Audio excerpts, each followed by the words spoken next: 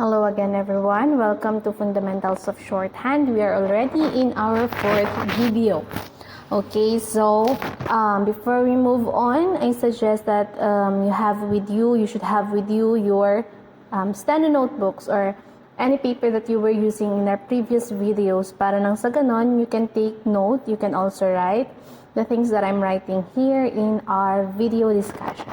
Okay, so our lesson for today is all about the brief forms. Ano ba yung mga brief forms?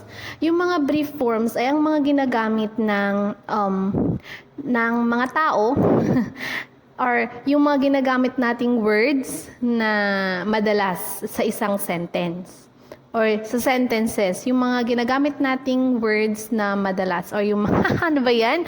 Yung mga madalas nating ginagamit na words in sentences. Yun yung ginawan nila ng brief form.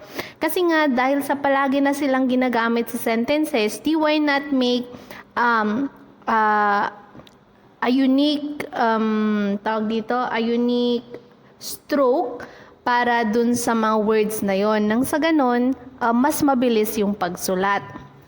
And yun yung isusulat natin ngayon yung kanilang shorthand. Ito yung mga first set kasi maraming sets yan ng brief form throughout yung lessons ni Greg.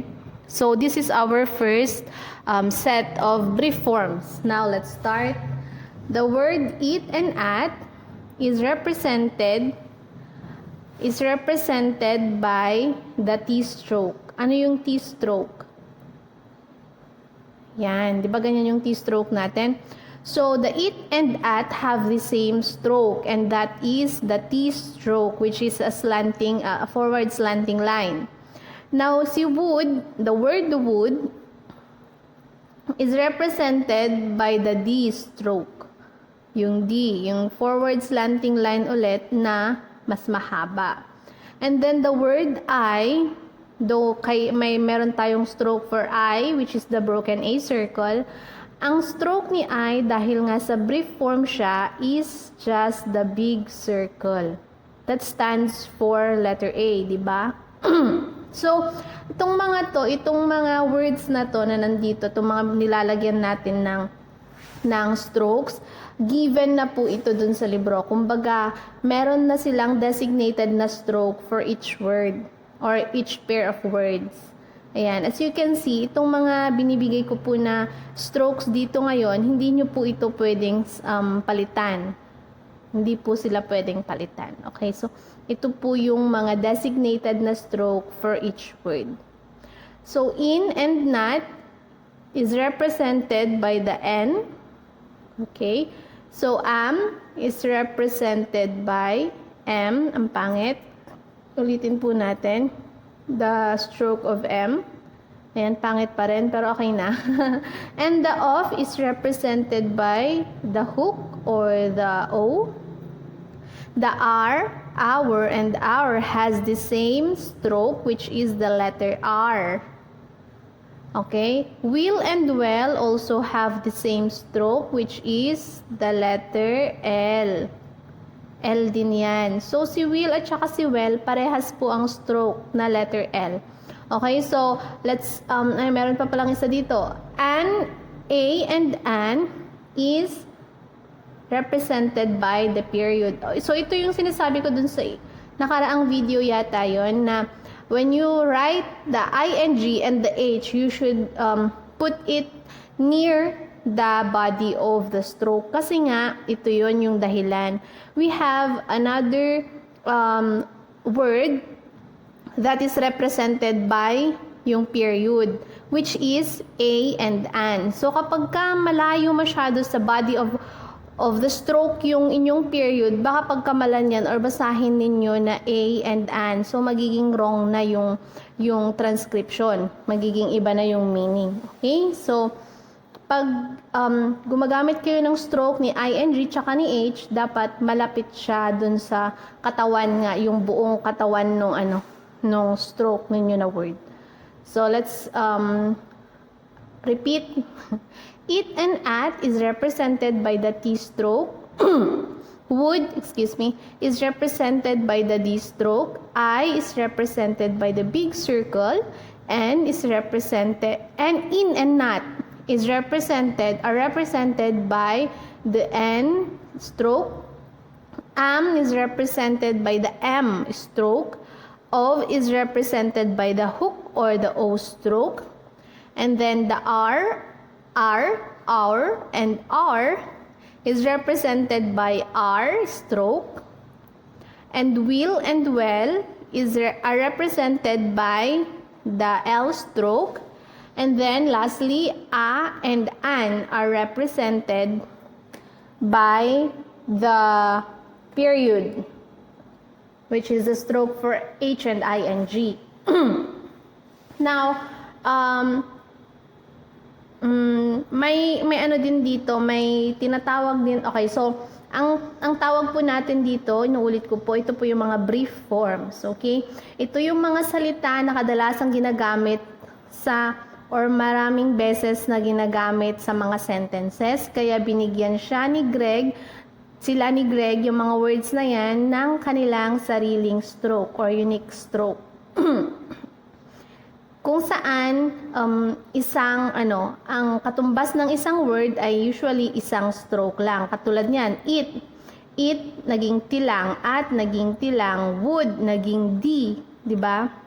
So these words are represented by a single stroke, usually 1 or 2 strokes lang. Ngayon, pagkatapos natin sa brief forms, may tinatawag naman ulit silang mga brief form phrases. So, ano ang mga brief form phrases? Ito naman yung mga grupo ng mga brief form words. Diba? Ang mga brief form words natin, si it, at, would, I, in, not, of, are, our, will, well, and an. Ito yung mga brief forms natin. Ngayon, pag sinabi mong brief form phrases, group mo yung mga brief form words na yan to form a phrase. An example of this is ito. Ang mga to. Ayan. So, I will not, in our, kung makikita ninyo, yung mga words kanina na binigyan natin or nilagyan natin ng brief form na stroke, magkasama sila dito sa mga words na to. It's either 2 or 3, di ba? Na words na nanggaling dun sa nilagyan natin ng strokes kanina ng mga brief forms. Kaya siya tinawag na brief form phrases. So, paano yung stroke si I will? Magkadugtong na ito.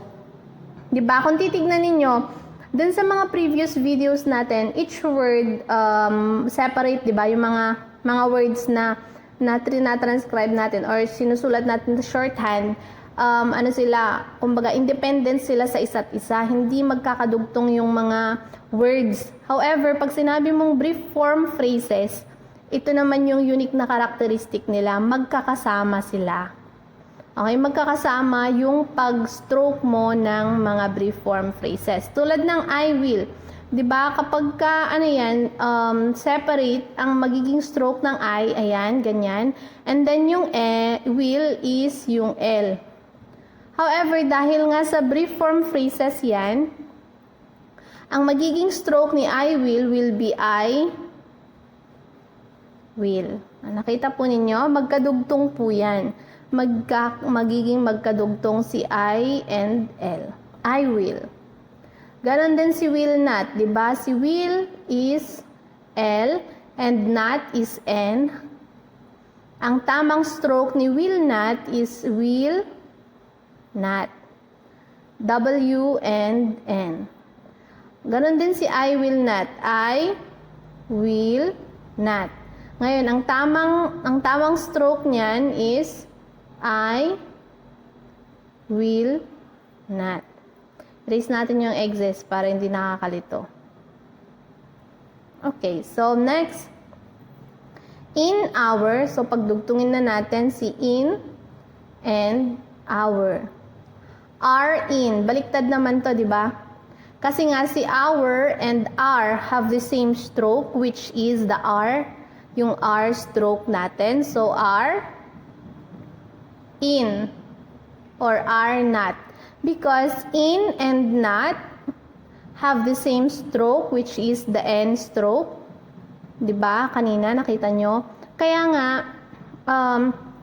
ngayon ulit pumapasok yung basahin ninyo yung inyong mga transcription or yung mga sentences na binubuo ninyo pag nagtra-transcribe kayo, kung ano yung which makes sense between, tulad nito, ano ba yung mas appropriate na gamitin dun sa sentence ninyo, itong are in ba or are not, 'di ba? So kung ano yung mas bagay, kung ano yung mas appropriate na gamitin dun sa flow ng inyong sentence, di yun yung gamitin nyo. Hindi porket sinabi dito na are in naman yung nauna, di are in yung lalagay mo. Meron pa naman tayong are not. So may choices ka. So nasa sayo na yun na mag-analyze kung alin yung mas tamang gamitin. Kung si are in ba or si are not. Okay? So let's move on to I am. I and then am, which is represented by the M stroke. In it. So in the N stroke, and then it is the T stroke. So ayan yung in it natin. It will. It will is the T stroke, and will, it is the T stroke, and will is the L stroke. Okay? So it will not. It will not. Nakuha po ba? It will not. It, the T, will, the L, and N, not.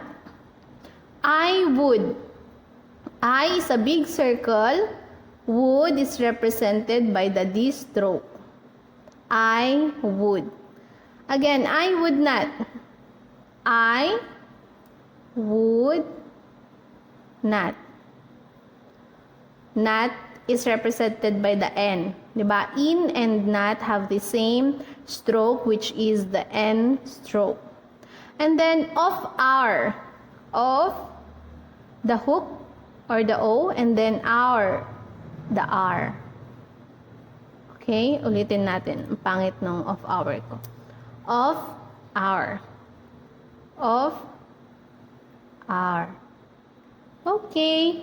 So, yan po yung ating first batch ulit ng brief form phrases. Kung kanina, first batch ng brief form phrase, ngayon naman, first batch ng brief form phrases. Now, I'm gonna give you examples. Examples muna tayo bago tayo mag-proceed sa, sa next na video. Sa next na topic. We have number 1. Yung number 1 natin, I am not well. I am not well. Period. So, paano siya i-stroke? Si I am, itong I am na to, they are of the same, they are connected.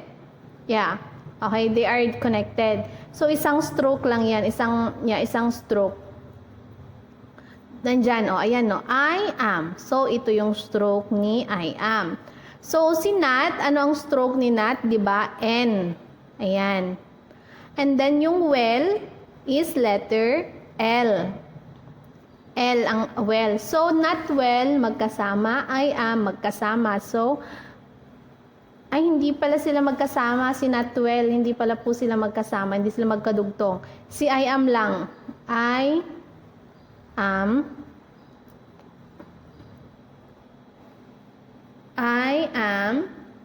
okay, not well. Period. Ang laki masyado ng ating period. Period. Okay? So, number 2, meet me in our home.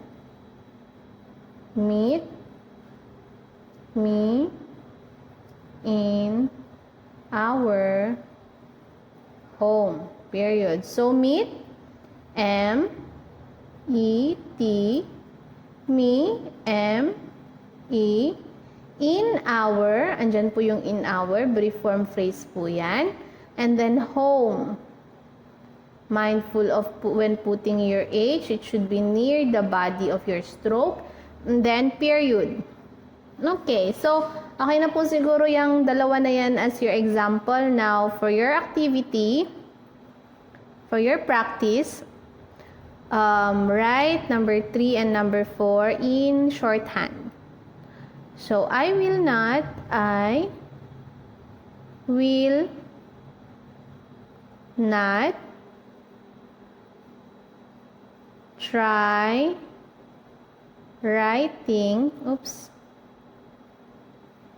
writing in our trailer ng movie ito, period. And then number 4 is I would not try reading in low light. Okay, so yan po yung itra-transcribe po ninyo. Subukan po ninyo sa inyong mga papel.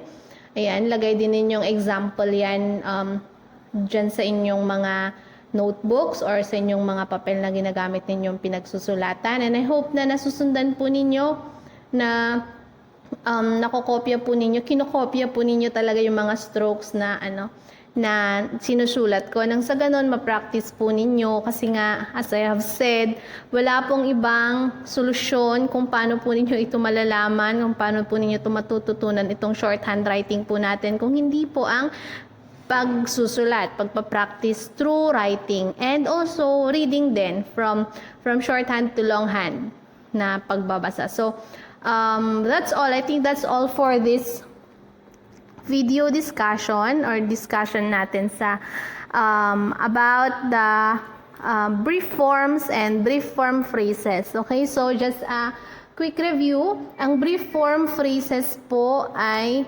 mga words na ginagamit kadalasan or madalas na ginagamit sa mga sentences, kaya ginawan siya ni Greg ng strokes or unique strokes, and each brief form word have one na stroke that represents the word.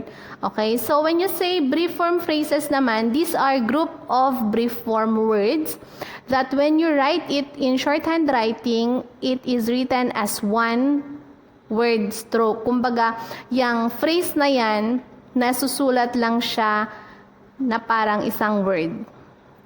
Or magkakadugtong sila when you write it in shorthand. Okay? Pero syempre, pag linonghand mo, yung transcription, yung pagtra-transcribe mo from shorthand to longhand, magkakahiwalay naman. Tulad ng, tulad ng I am, ayan. Pag transcribe mo tong I am na to into longhand, ang magiging kalabasan, magkahiwalay si I and am. However, kapag from longhand naman to shorthand, magkadugtong nga si I and am kasi this is an example of brief form phrase. Okay? So, again, yung mga brief form phrase natin and brief form words, given yung mga stroke nila. So, all you need to do is to memorize. And for you to be able to memorize, syempre, you try writing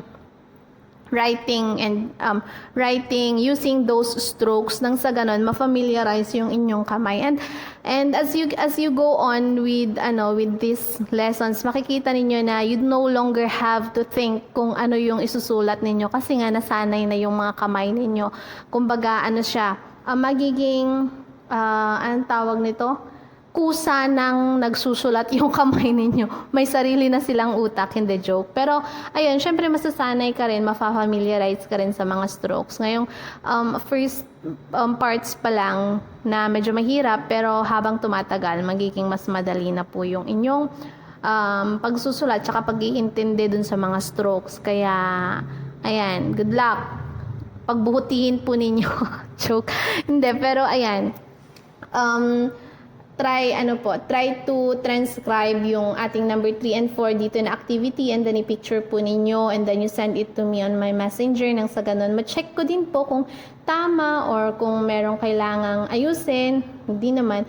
Pero syempre, para makita rin natin kung tama. And then, pag may mga questions po kayo, you can still ask me through our messenger or our group chat. Pwede po doon. Okay, so that's all. Thank you for listening. God bless.